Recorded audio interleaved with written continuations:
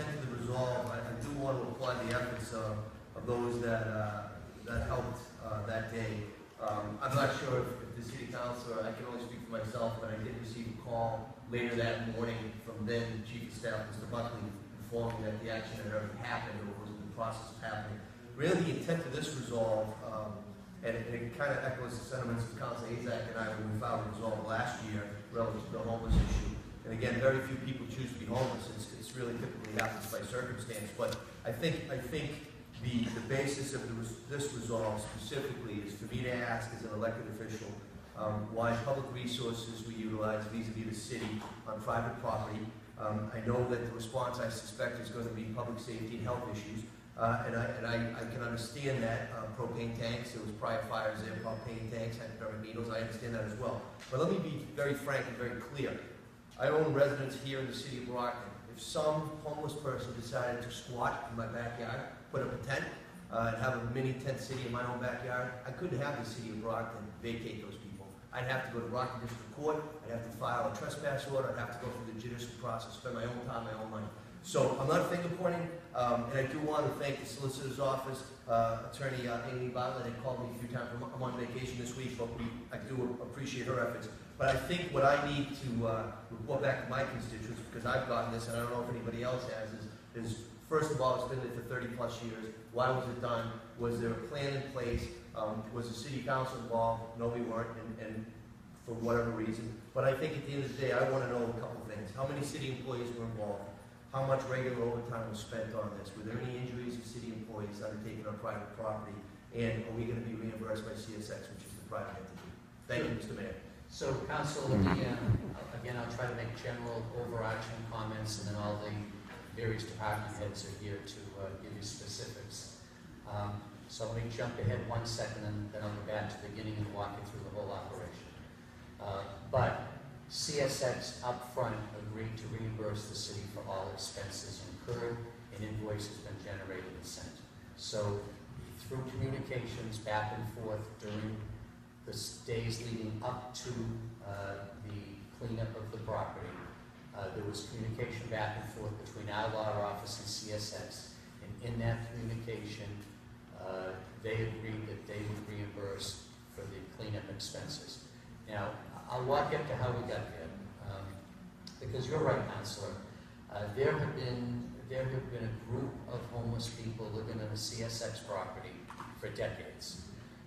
There's no question about that. When I did outside code enforcement, I was out there a few times. And at the end of the day, you're right. CSX is a private property owner, and they are responsible. And I'll get to the point in the process where the city did issue a notice to abate a nuisance to CSX.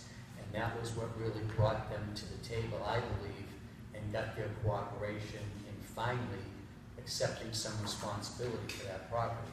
Because I'll tell you, my 2 years of doing outside code enforcement, I chased them the whole 2 years and never got a whole lot out of them. They're based out of Jacksonville, Florida. The bureaucracy is bigger than the federal government, it seems like. They're a very, very difficult entity to deal with, and until we sent a very strong message, then all of a sudden, we could get the right people on the phone, the right people on email, and get some responses.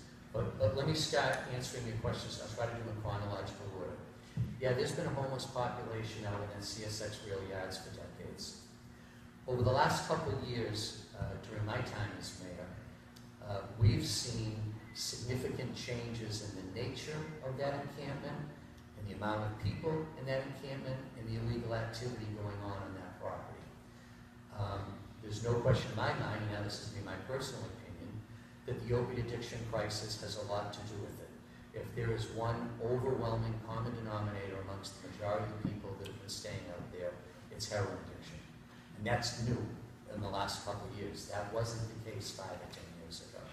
And when I have lengthy conversations with our first responders who are out there all the time, and I think to those concerns you listed, Councilor, we have to add the safety of our own police, fire, and EMS personnel that we were repeatedly sending out there, responding to calls, and in my opinion, in the police chief's opinion, the fire chief's opinion, had reached the point where our own personnel were at risk every time they had to respond to a call out there. And that was a key factor in my decision to finally take action. But over the last couple of years, population out there has grown substantially. They have encroached more on the borders of the property. They were having a much greater impact on property owners and residents and businesses that immediately surround that area.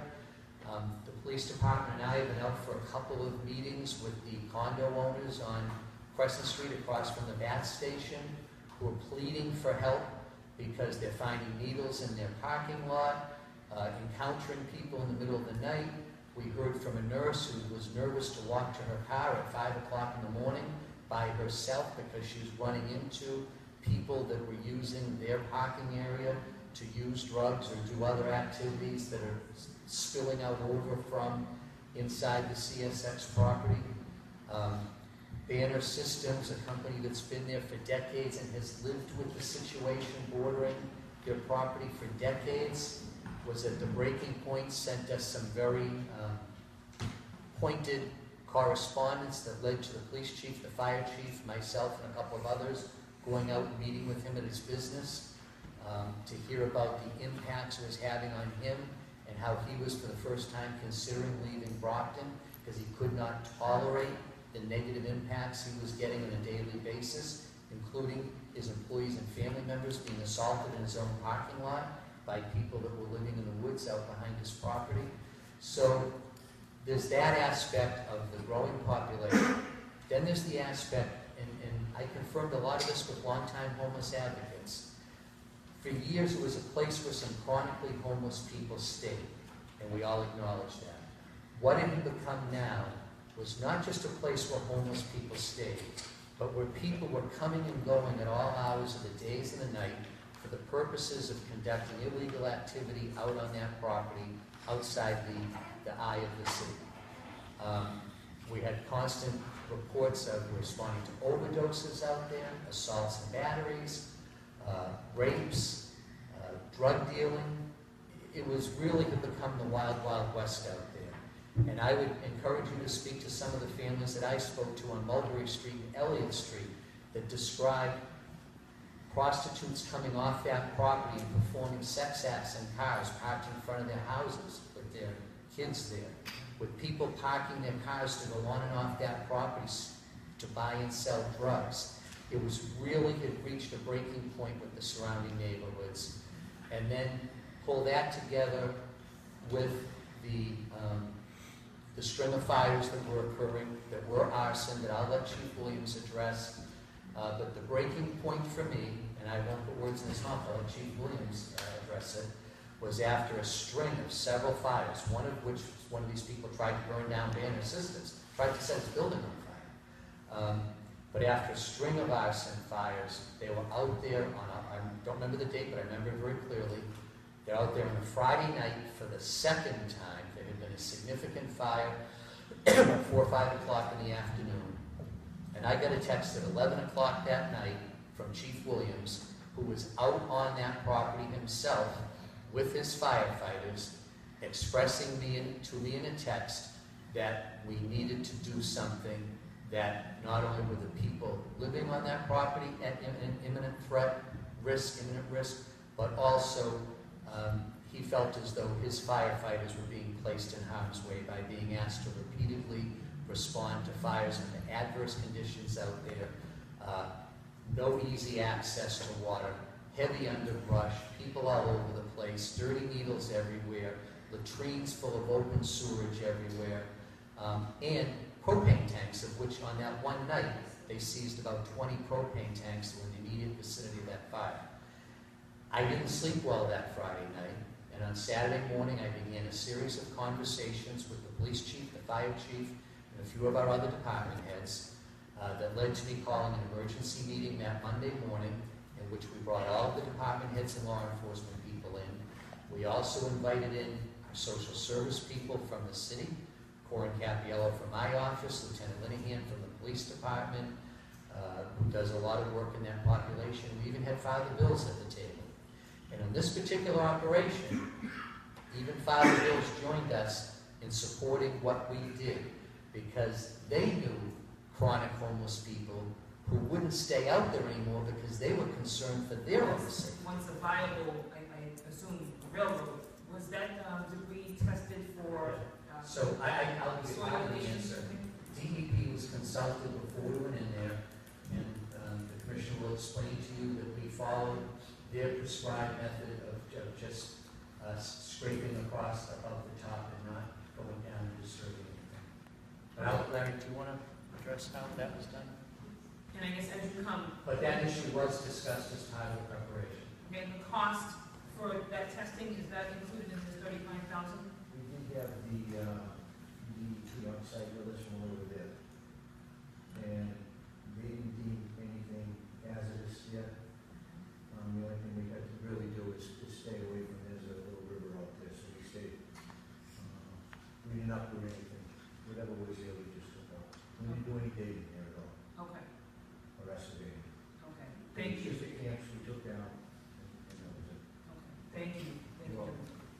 Thank you. The upkeep is the concern that I have, so that in 3 months, 4 months, we don't go back to the same place that we were Right. 6 months ago. And that's the concern that I have.